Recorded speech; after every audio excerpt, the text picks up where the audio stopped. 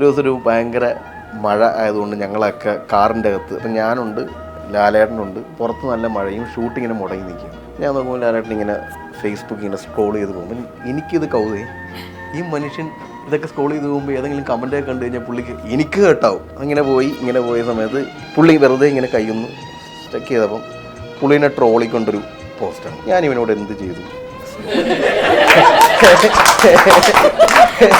അപ്പം ഒരു സ്കൂളിൽ കുടുകുടാന്ന് പോയിട്ട് പിന്നെയും പുള്ളി ഇങ്ങനെ നോക്കും, ഏതോ ഒരു സെറ്റിൽ നിന്ന് മോഹൻലാലിന് ഇതെല്ലാം അറിയായിരുന്നു, എനിക്കെന്തറിയാം.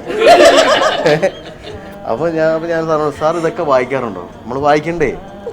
അപ്പം ഈ മനുഷ്യൻ ഇതെല്ലാം കാണുന്നുണ്ട്,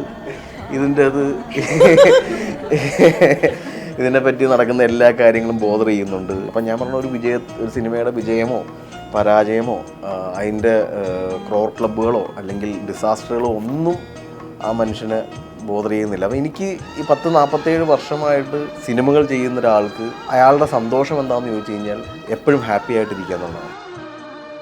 സൂപ്പർ ഹിറ്റ്സ് റെഡ് FM കേൾക്കൂ കേട്ടുകൊണ്ടേയിരിക്കൂ.